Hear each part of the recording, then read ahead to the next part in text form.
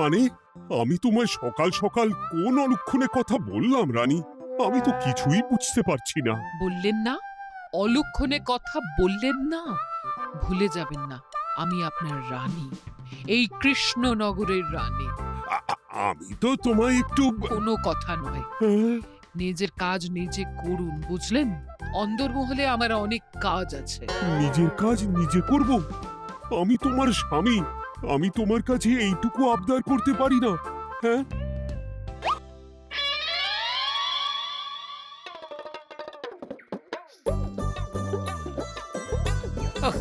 আজ গিন্নির সাথে বচসা করতে গিয়ে দেরি হয়ে গেল। মহারাজ আবার আমার দেরি দেখে রেগে না যান।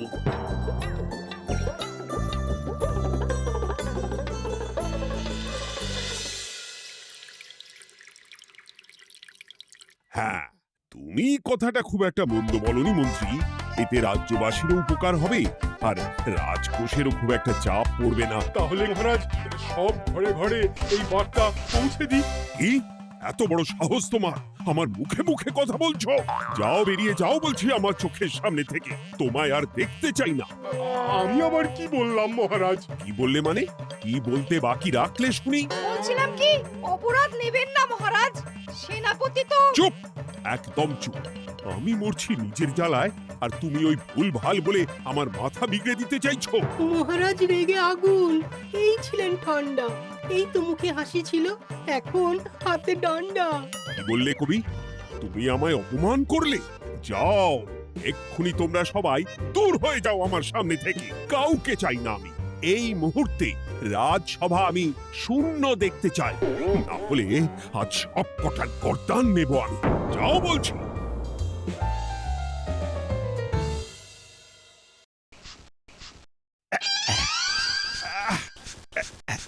আহা, একটু শান্তি হলো।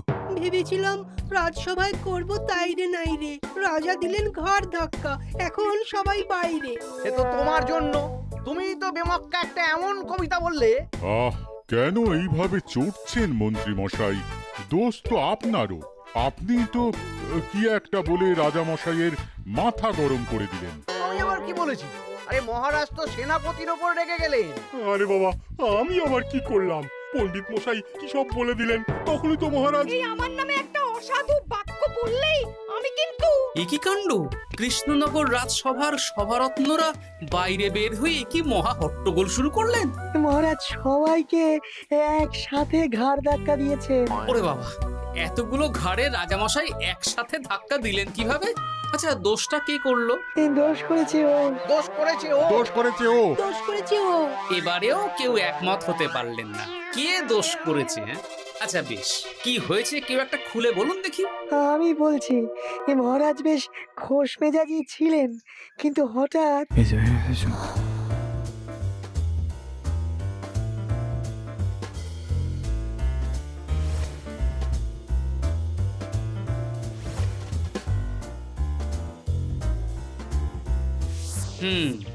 এই কাণ্ড! এ তো ভারী অদ্ভুত রোগ মনে হচ্ছে। মহারাজের আচমকা মাথায় রক্ত চড়ে গেল নাকি? হ্যাঁ,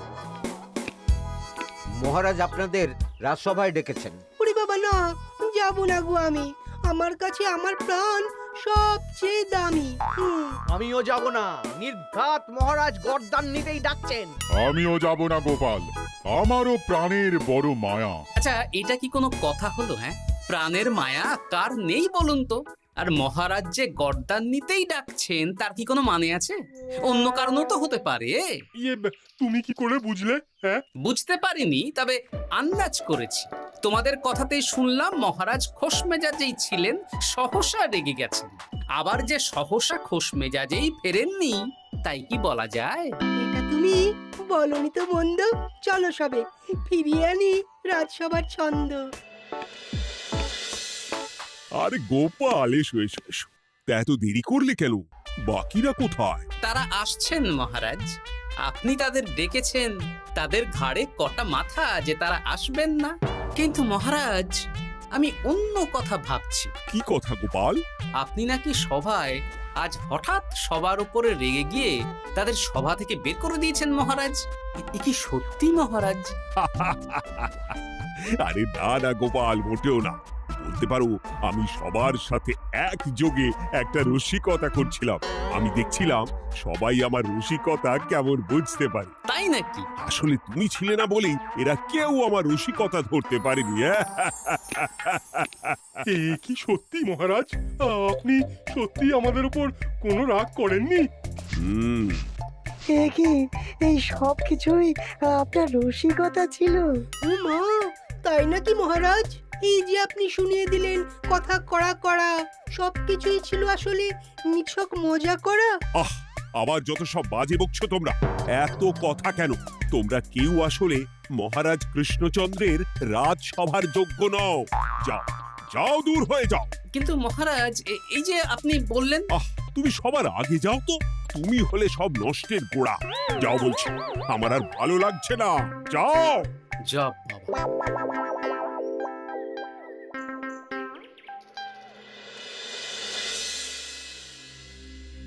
কি বুঝছেন? না না না, আমি তো সবই ঠিক দেখছি রানীমা। হ্যাঁ, এটা ঠিক যে নারীর গতি কিঞ্চিত চঞ্চল বটে, তবে তা তো হতেই পারে। বাকি সবটাই ঠিকই আছে। তাহলে এমন হচ্ছে কেন? মহারাজ এইভাবে যখন তখন রেগে যাচ্ছেন কেন? আজ শুনলাম আপনাদের সভা থেকে দুবার বের করে দিয়েছেন, আবার ফিরিয়ে এনেছেন।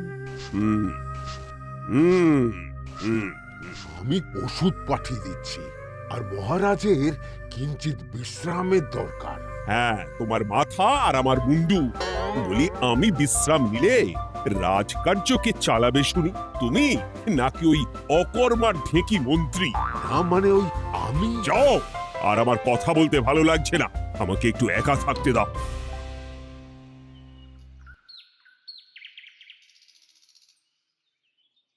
ব্যাপারটা কি বুঝলে গোপাল? রাজবৈদ্য তো মহারাজকে দেখতে রাজবাড়িতে গেছেন। কি মনে হয়? গতকালও আমি যখন বাগানে গেলাম,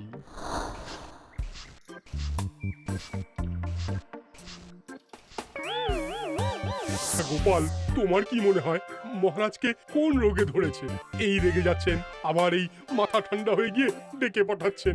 আমি বলি কি গোপাল, তখন সবার সামনে বলিনি বটে, তবে এখন তোমার সামনে স্বীকার করতে বাধা নেই। কি কথা বিজ্ঞানী? মহারাজের এই রাগের কারণ হয়তো আমি। আমার মনে হয় আমার দোষেই উনি এরকম বারবার রেগে যাচ্ছেন। কেন? আসলে মহারাজ আমাকে একটা মাথা যন্ত্রণা সারার ওষুধ আবিষ্কারের দায়িত্ব দিয়েছিলেন, তো আমি অনেক চেষ্টা করেও সেই ওষুধটা আবিষ্কার করতে পারিনি। যেটা আবিষ্কার করেছি তাতে সেরকম কাজ হচ্ছে না।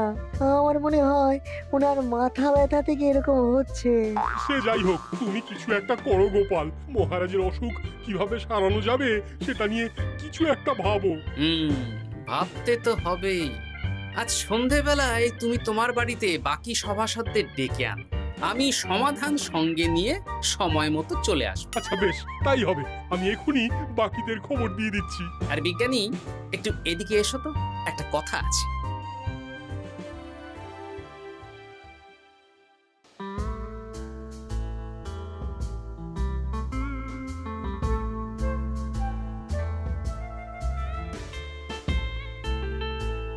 গো, বলি এইভাবে ঘুরলে কি মহারাজের ব্যামো সেরে যাবে? তা সারবে না। তার চেয়ে এক কাজ করি, কিছুটা আলু আর ছোলা সেদ্ধ করেছি, তার সাথে নুন, লঙ্কার গুঁড়ো আর লেবু দিয়ে মেখে আলু কাবলি বানিয়ে দিই, কি বলো? হ্যাঁ, দাও দাও দাও, মন্দ হয় না।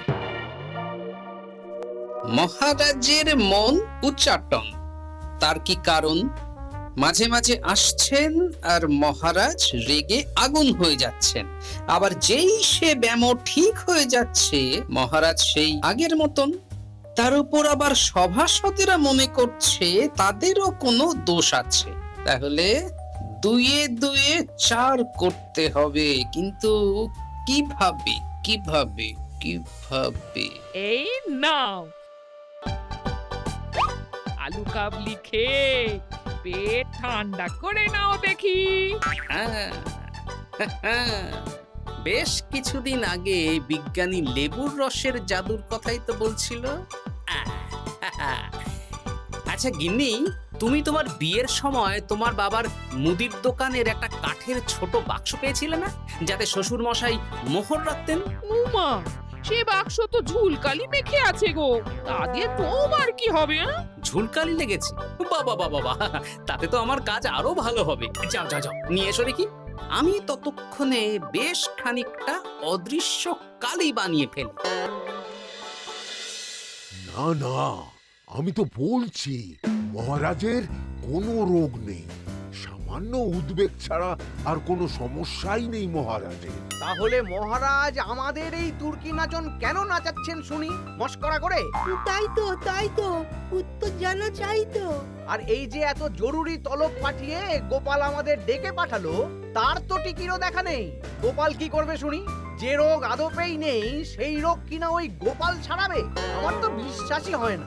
বিশ্বাসে মিলায় বস্তু, তর্কে বহু দূর, তাই না মন্ত্রী মশাই? পেলে গোপাল, মহারাজের রোগ সারাবার কোনো উপায় পেলে? আচ্ছা গোপাল, রাজবৈদ্য বলেছেন মহারাজের কোনোই অসুখ নেই, তা তুমি কি সারাবে শুনি? হ্যাঁ, রোগ হয়তো রাজবৈদ্য মশাই ধরতে পারেননি, কিন্তু কিছু তো আছেই যার জন্য মহারাজ এমন আচরণ করছেন, তাই না? তা তুমি বলো না মহারাজ এমন কেন করছেন, আর কি তার সমাধান? এক এক করে বলি। আমি ভেবে দেখলাম এর জন্য আমরাই দায়ী। বলো কি? আমরা সবাই কোনো না কোনো সময়ই মহারাজের রাগের কারণ হয়েছি, তাকে আঘাত দিয়েছি, বিষণ্ণ করেছি। ইচ্ছে করে করিনি হয়তো, কিন্তু করেছি। আর মহারাজ সেই সব কথা বুকে চাপা দিয়ে রেখেছেন। তুমি বলতে চাইছো অতীতে সেই সব ভুলের কারণেই মহারাজ এমন করছেন? আমার তো তাই মনে হয় সেনাপতি। আচ্ছা তর্কের খাতিরে যদি তাই ধরে নি, তাহলে এখন আমাদের কি করণীয়? আমরা তো কাল যন্ত্রে চেপে অতীতে ফিরে যেতে পারবো না যে সেই সব ভুলগুলো শুধরে দেব। তা হয়তো হবে না, কিন্তু কিংকর্তব্য বিমূঢ় বাবার আদেশ যদি মানি, তাহলে এই সমস্যার সমাধান সম্ভব মন্ত্রী মশাই। কি বললে? ত্রিকালজ্ঞ বাবা কিংকর্তব্য বিমূঢ়, সে আবার কি গোপাল? আছেন একজন জ্ঞানী ব্যক্তি, আমার খুব পরিচিত। তার দেওয়া একটা উপদেশ আমার জানা আছে। আমার বিশ্বাস তাতে মহারাজের এই সমস্যার সমাধান হয়ে যাবে। কি করে শুনি? এই কালি হলো অদৃশ্য কালি। কলম দিয়ে অদৃশ্য কালিতে কাগজের উপর লিখতে হবে। কি লিখতে হবে? লিখতে হবে যে মহারাজের সাথে অতি সাম্প্রতিককালে আমরা যা যা অন্যায় করেছি তাই লিখতে হবে। কোনো মিথ্যে কথা লেখা যাবে না। তবে চিন্তা নেই, অদৃশ্য কালি, ফলে কেউ কারো লেখা পড়তে পারবে না। এইবার এই কাগজ ভাঁজ করে ফেলে দিতে হবে এই বাক্সে। বাক্সে তালা, তার চাবি থাকবে মন্ত্রী মশাইয়ের কাছে। আবার আমার কাছে কেন? পরে যাতে কোনো সন্দেহ না করেন, যা সন্দেহ বাতিক মৌন আপনার। বললে এইবার এই বাক্স সারা রাত নদীর ধারে বটতলায় পড়ে থাকবে, চাঁদের আলো পান করবে। তারপর সকালে আমরা সবার সামনে এই বাক্স ফেলে দেব নদীর জলে। সবার অন্যায় সারা রাত চাঁদের আলো পান করে শুদ্ধ হয়ে ভেসে যাবে নদীর জলে। ব্যাস ব্যাস, আমরা সবাই পাপ মুক্ত হয়ে যাব। একদম সবাই শুদ্ধ হয়ে যাব, আর মহারাজের ব্যামো সেরে যাবে। কিন্তু তুমি কোনো চালাকি করছো না তো গোপাল? অদৃশ্য কালিতে লেখার সাথে আমি আর কোন চালাকি করব মন্ত্রী মশাই? দেখুন, আমি একটা কাগজে লিখছি। কি কিছু বোঝা যাচ্ছে? সত্যি তো কিছু বোঝা যাচ্ছে না যে আদৌ কিছু লেখা হয়েছে কি হয়নি। তাহলে লেখা শুরু করা যাক। এক এক করে লিখুন আর কাগজ ভাঁজ করে বাক্সে ভরে দিন। আর হ্যাঁ, একদম মিথ্যে কথা লিখবেন না, তাহলে কিন্তু লেখাগুলো অদৃশ্য থাকবে না, ফুটে উঠবে। আচ্ছা গোপাল, বুঝেছি। কলম কালি মন, লেখে 3 জন। মিথ্যে কথা লিখে দিলেই ঘটবে অঘটন। আমি বাক্সটা নদীর পাড়ে সঠিক জায়গায় রেখে আসব। তারপর কাল সকালে সবাই মিলে এই বাক্স ফেলে দেব নদীর জলে। ঠিক আছে?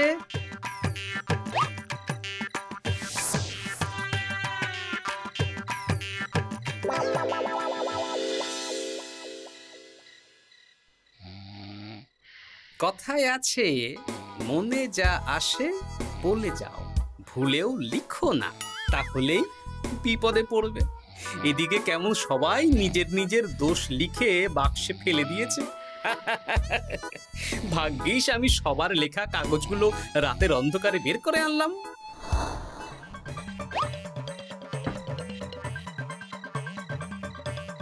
এইবার এই কাগজগুলো ঢুকিয়ে দিলেই কেল্লা ফতে।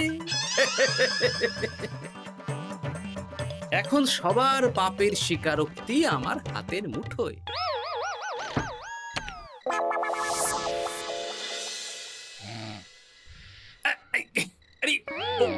ও মাগো, ও বাবা গো, বলি নাক ডেকে তো ঘুমোচ্ছ, আমার পিঠটা একটু চুলকিয়ে দাও দেখি। এই জন্যই তো মাথাটা যায় গরম হয়ে। আরে এই সহজ ব্যাপারটাই তো আমি বুঝতে পারিনি। মহারাজের অসুখ তাহলে এই। যাক, এই রাতের বেলাতেই একসাথে একটা ঢিল পেয়ে গেছি। এক ঢিলে মারবো দুই পাখি। রাজার অসুখও সারবে, আবার সব কটা পাজি শায়েস্তাও হবে।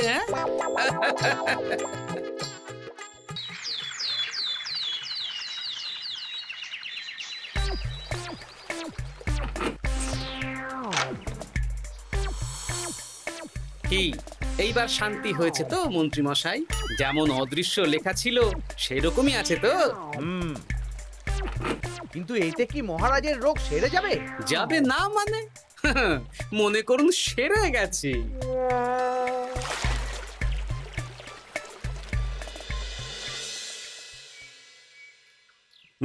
তাহলে আজকে সভার কাজ শুরু করা যাক। ক্ষমা করবেন মহারাজ, সবার কাজ শুরু করার আগে একটা দরকারি কাজ আগে করা দরকার। না হলে আবার কখন আপনি আমাদের কারো উপর রেগে যাবেন আর আমাদের সভা থেকে তাড়িয়ে দেবেন তার তো ঠিক নেই, তাই না? আহ গোপাল, আর বিরক্ত করো না। আমার এত সাহস নেই মহারাজ যে আমি আপনাকে বিরক্ত করব। আমি তো জানি নিজের পিঠ যখন নিজে চুলকোনো যায় না আর কেউ থাকে না সেই পিঠ চুলকিয়ে দেবার মতো, তখন কিরকম বিরক্তি জেগে ওঠে, তাই না মহারাজ? এ কি গোপাল, তুমি এত কিছু কি করে জানো? জানাই তো আমার কাজ মহারাজ। আর এও জানি যে আপনার এই বিরক্তির পেছনে সভাসদগণের ভূমিকা ঠিক কি। তার মধ্যে তুমিও আছো গোপাল, তাই না? আছি, পুরো মাত্রায় আছি মহারাজ। তবে হ্যাঁ, আমি কিন্তু তাই বলে রাজকোষের হিসেবে গোলমাল করে মহারাজের কোপের কারণ হইনি মন্ত্রী মশাই। এটা কি গোপাল আন্দাজে বলছে? না হলে কাল অদৃশ্য কালিতে আমি কি লিখেছি সেটা জানলো কি করে? আমি যা লিখেছি সেটাও কি গোপাল পড়ে ফেলেছে নাকি? যাকে পড়লেই বাকি, সব লেখা তো ওই নদীর জলে ভেসে গেছে। আমি যে লিখেছি তার প্রমাণ কি? তবে আর চিন্তা নেই মহারাজ, সমস্যার সমাধান হয়ে গেছে। এখন থেকে আপনি যতক্ষণ রাজসভায় থাকবেন, প্রথমে মন্ত্রী মশাই, তারপর পণ্ডিত মশাই, আর তারপর রাজবৈদ্য পালা করে আপনার পিঠ চুলকে দেবে। কেন আমি কেন চুলকে দেবো? না দিলে যে আপনার কপালে অনেক বড় শাস্তি ঝুলছে মন্ত্রী মশাই।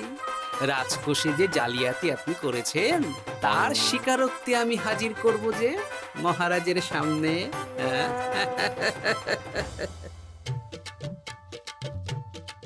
এই নিন মহারাজ মন্ত্রী মশাইয়ের পাপের স্বীকারোক্তি।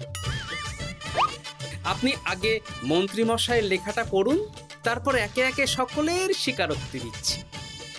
এ কি মন্ত্রী, তুমি রাজকোষ থেকে 500 মোহর চুরি করেছো, আর তার বদলে সেই হিসেব তুমি পুকুর পাড় বাঁধানোর খরচ হিসেবে দেখিয়েছো। এই সেরেছি, এটা ফুটে উঠলো কি করে? সে অনেক কাণ্ড মন্ত্রী মশাই, বাকিদের সবারটাই আছে, এত জেনে কাজ কি? না না, জানতে তো হবেই। তাহলে শুনুন, এই অদৃশ্য কালি আসলে লেবুর রস। গতকাল রাতে আমি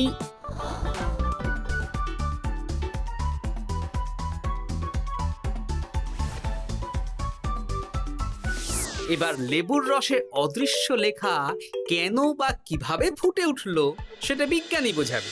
লেবুর রসে লেখা আগুনের তাপে ধরলে ফুটে ওঠে, কারণ লেবুর রসে থাকা অম্ল কাগজের সাথে থাকা শ্বেতসারের সাথে বিক্রিয়া করে এবং তাপ পেলে সেই বিক্রিয়া দ্রুত হয়ে কাগজের শ্বেতসার রাসায়নিকভাবে পরিবর্তিত হয়ে গাঢ় রং ধারণ করে। অনেক দিন আগে বিজ্ঞানীর কাছে ব্যাপারটা জেনেছিলাম, আজ কাজে করে দেখালাম। এবার মন্ত্রী মশাই দেখুন, মহারাজের সেবা করা ভালো না তার বদলে চাবুক খাওয়া ভালো?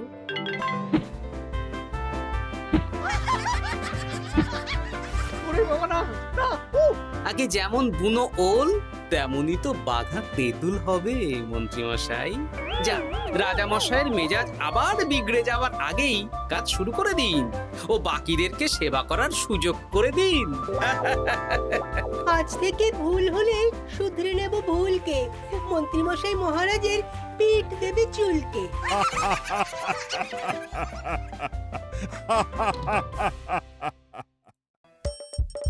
হাসির রাজা, জ্ঞানের রাজা, রসিক রাজা।